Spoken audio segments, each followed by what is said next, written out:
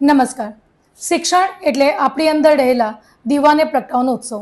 આજે ગુરુ પૂર્ણિમાના પવિત્ર દિવસે આપણી વચ્ચે ઉપસ્થિત છે જાણીતા શિક્ષણવિદ, લેખક, કેળવણીકાર, નેશનલ અને ઇન્ટરનેશનલ લેવલે બેસ્ટ પ્રિન્સિપલ એવોર્ડથી જેમને સન્માનિત કર્યા છે, હીરો ઓફ ધ ભરૂચ વિશેષ આપણા લાડકવાયા. તો આપણી શાળાના આચાર્ય શ્રી ડૉક્ટર મહેશભાઈ ઠાકર સર સાથે આપણે સંવાદ કરીશું. સાહેબ, જો વાત કરીએ તો એવું કહી શકાય કે જે ભવ્ય ભૂતકાળની વાતો કર્યા કરે એ મહાન નથી, પણ ભવિષ્યને અગાઉથી જે ઓળખે એને જ સાચો દ્રષ્ટા. તો આપના માટે મારો પ્રશ્ન છે કે આજના આચાર્ય, શિક્ષક કે વિદ્યાર્થીઓને આવનારા 10 થી 15 વર્ષ પછીની દુનિયા માટે તૈયાર કરવા માટે આપ કેવું વિઝન ધરાવો છો? ખરેખર તો આપણી શાળાનું જે વિઝન છે એ જ લગભગ આખા શિક્ષણ જગતને લાગુ પડે. કર્મના ટેકા સાથેનું જ્ઞાન એટલે કે વાંચન, વિચાર, અનુભવ થકી આગળ વધવાની વાત આમાં કરવામાં આવી છે. માટે સૌ શિક્ષકોએ અને બાળકોએ કે જે આગળ વધવા માગે છે તેણે અનુભવજન્ય જ્ઞાન સાથે આગળ વધવું જોઈએ એવું હું માનું છું. સાહેબ, બીજો પ્રશ્ન છે, પરંપરાગત રીતે આપણે જોઈએ તો ગુરુ શબ્દ એટલે કડકાઈ અને શરણાગતિ સાથે જોડાયેલો છે, પણ આજના મુક્ત અને પ્રગતિશીલ યુગમાં ગુરુનો અર્થ મિત્ર, ફિલોસોફર અને ગાઈડ કઈ રીતે બની શકે? એઆઈના યુગમાં ગુરુને મિત્ર બનાવવો એ ખૂબ કૌશલ્યવર્ધન વાત છે.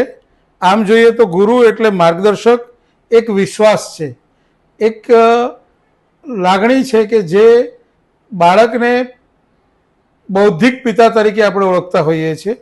એટલે આજના યુગમાં જો શિક્ષકો ગુરુ બને તો કદાચ એવું બની શકે કે બાળકોને સારામાં સારી આપણે જ્ઞાનના ભાથાથી નવડાવી શકીએ.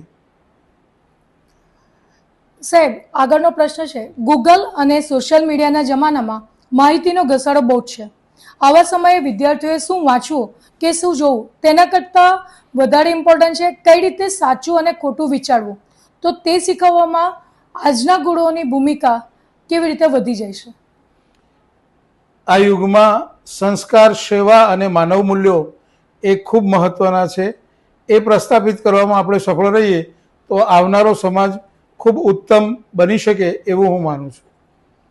સર, અત્યારે ભણેલા લોકો પણ કટોકટીના સમયે હિંમત હારી જાય છે. પુસ્તકીય જ્ઞાન સિવાય વિદ્યાર્થીઓને જો માનસિક રીતે આપણે મજબૂત કરવા હોય તો આપનું એના માટેનું કયું ફોર્મ્યુલા છે? આપણે કહીએ છીએ ને કે ભણતર અને કેળવણી એટલે કે ઘડતર એ મુખ્ય છે. કદાચ મને એવું લાગે છે કે નવી શિક્ષણ નીતિમાં એને સમાવેશ કરવામાં આવ્યો છે, જેના થકી આવનારા સમાજમાં સારા અને મજબૂત મનોબળવાળા બાળકો તૈયાર થશે. સાહેબ, એક આચાર્ય તરીકે આપ સેકન્ડો વિદ્યાર્થીઓ માટે ગુરુ સમાન છો, પણ આપના જીવનમાં આપના જીવન ઘડતર તરીકે આપને કયા ગુરુએ અથવા તો કયા પુસ્તકે આપને સૌથી મોટી હૂંફ અથવા તો સલાહ આપી છે? આમ જોઈએ તો આપણે દત્તાત્રેયને ભગવાન માનીએ છીએ, પણ એમણે જેની પાસેથી જે શીખવા મળ્યું એવી રીતે એમણે 24 ગુરુઓ કર્યા હતા. એટલે સમાજમાં આપણને કોઈની પણ પાસેથી કંઈ પણ શીખવા મળે એ આપણો ગુરુ. પરંતુ મારા શ્રેષ્ઠ ગુરુ કહીએ તો મારા માતા પિતા હતા, અને એમણે મને કેવી રીતે જીવવું અને કેવી રીતે વર્તવું એ શીખવાડ્યું હતું.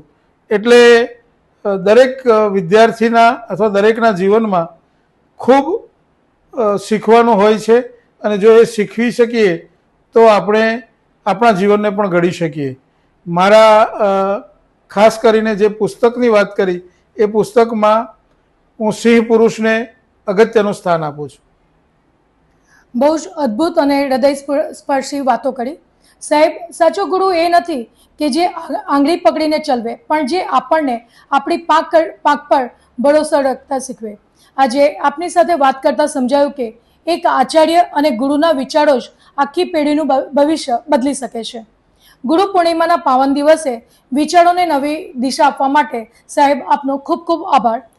તો મિત્રો, આ હતા નારાયણ વિદ્યાવિહારના આચાર્યશ્રી. મને આશા છે કે તેમના પ્રગતિશીલ વિચારો આપણા બધાને જ જીવનમાં આગળ વધવાની પ્રેરણા આપશે. Thank you so much. આપ સૌને દર્શક મિત્રોને ગુરુ પૂર્ણિમાની ખૂબ ખૂબ શુભકામનાઓ. આભાર.